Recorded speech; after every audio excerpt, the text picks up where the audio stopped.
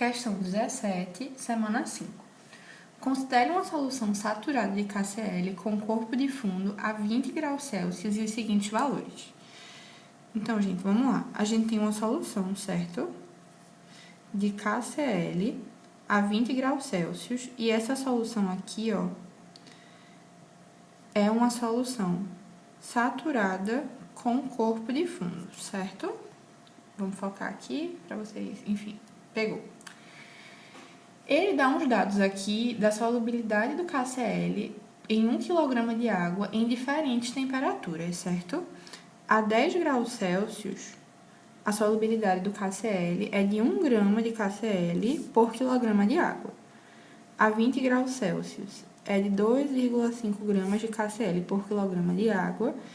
E a 30 graus Celsius é de 5 gramas de KCl por quilograma de água. Tudo aqui, ó, é o coeficiente de solubilidade por quilograma de água, certo?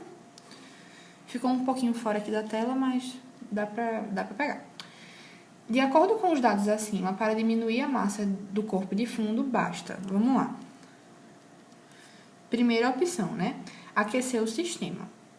Não sei se vocês notaram aqui, mas a solubilidade desse sal aumenta com o aumento da temperatura.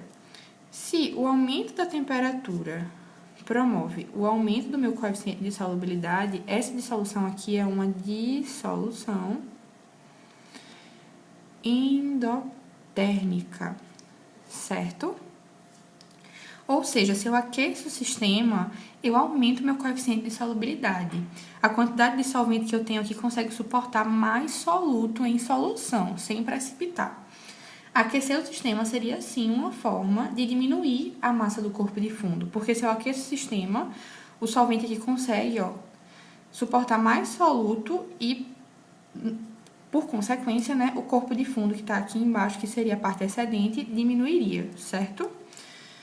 Primeira opção, verdadeira. Segunda opção, segunda alternativa, adicionar água e agitar a solução. Vamos lá. Se eu adiciono água, eu aumento a quantidade de solvente que eu tenho aqui, ó, em solução. Se eu tenho mais solvente, mesmo sem mudar a temperatura, eu consigo suportar mais soluto, certo?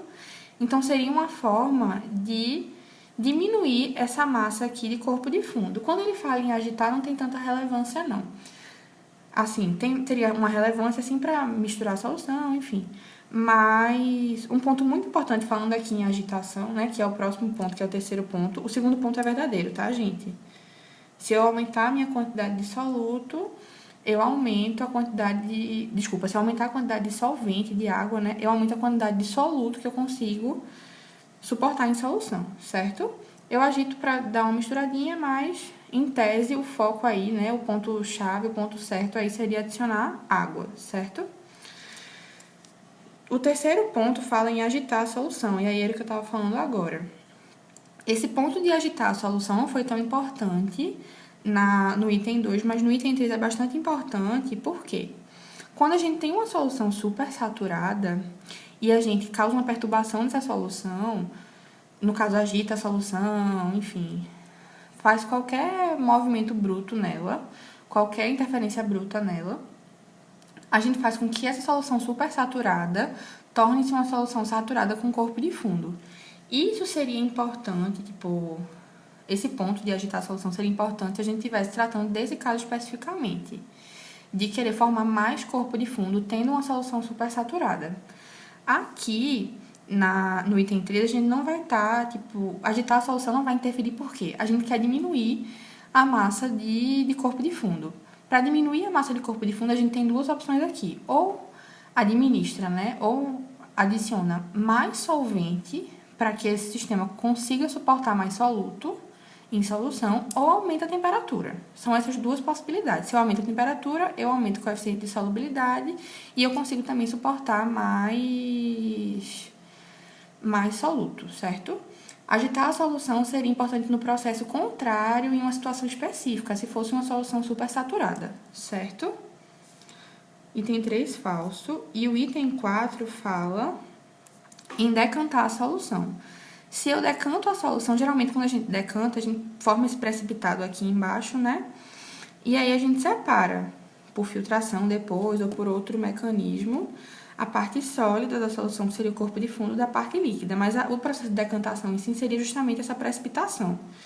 O soluto aqui, o corpo de fundo, decanta para o fundo do pote, certo? Para o fundo do recipiente. Esse processo aqui é um processo físico que não interfere na quantidade de soluto que eu tenho aqui em solução, certo?